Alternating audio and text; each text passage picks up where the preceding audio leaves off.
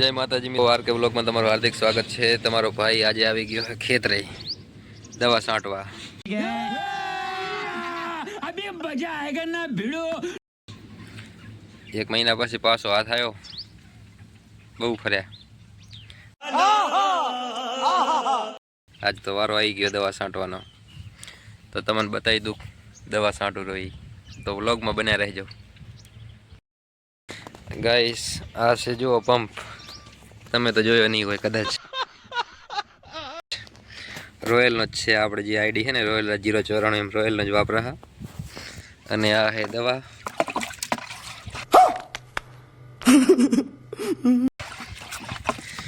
અને આ છે આપણો ખેતર, અરજકો ઊભો છે।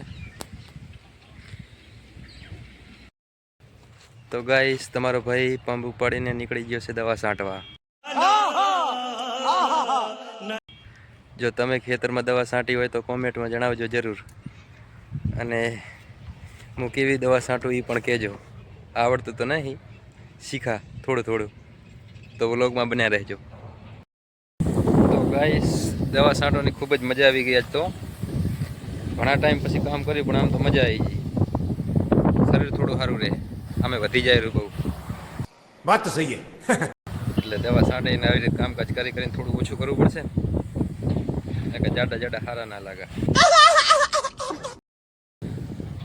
તો ગાઈસ આપણે દવા છાંટી રહ્યા, આ એક ફાર વધ્યો છે લાસ્ટ, જોઈ શકો છો ગાઈસ કેવી દવા છંટાઈ છે। ફાઇનલ જીરુંમાં દવા છાંટી નાખી છે। હવે આપણે જવું છે બીજા ખેતરે જીરું જોવા માટે, કારણ કે આપણે તમે આગલા વ્લોગમાં જોયું હશે કદાચ, એમાં જીરાની પારી કરી હતી ત્યારના આપણે ગયા નથી, એટલે આજે જવું છે એ ખેતરે જીરું જોવા માટે। આ જોઈ શકો છો તમે આપણે બાઇકની ચાવી દેખાઈ રહી છે, આ ચાવી લઈને આપણે જઈએ બીજા ખેતરે। તો ગાઈસ આ જીરામાં આપણે 5 પાણી પાઈ નાખ્યા છે બાપાએ, અને મને એવું લાગે છે હજુ 3 પાણી બીજા આવી જશે, કારણ કે રેતળ જમીન છે એટલે પાણી બહુ પીવે, અને પાણી ના પાવા તો જીરું ના થાય આ ખેતરમાં, એટલે મિનિમમ ટોટલ 8 જેવા પાણી થઈ જશે આ ખેતરમાં, પછી ખબર પડે। આ તો જીરું જો મેળાઈ જાય તો કંઈક નવું કરશું। कौन है ये लोग, कहां से आते हैं? તો વ્લોગમાં બને રહેજો મિત્રો। તમને હજુ અહીંયાથી પૂરું કરવાનું નથી, હજુ બીજા 2 ખેતરમાં જીરું બાકી છે, એ ખેતરમાં પણ તમને બતાવી દઉં। અત્યારે હાલ તો આ ખેતરમાં તમે જીરું જોઈ શકો છો।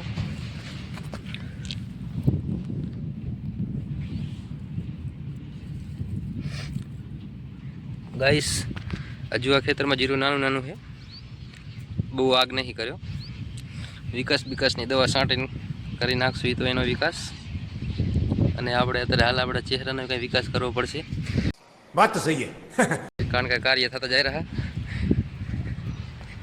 ગાઈસ એક દિવસ ખેતરે આવ્યો તો આવી હાલત થઈ જાય, તો કાયમ તમારો ભાઈ ખેતરે આવે તો શું હાલત ના થાય। તો વ્લોગમાં બન્યા રહેજો મિત્રો, તમને બીજી એવું ખેતરનું જીરું બતાવી દઉં ને ઘઉં બતાવી દઉં, તો વ્લોગમાં બન્યા રહેજો। તો ગાઈસ તમને ઘઉં બતાવી દઉં આપણા ખેતરના,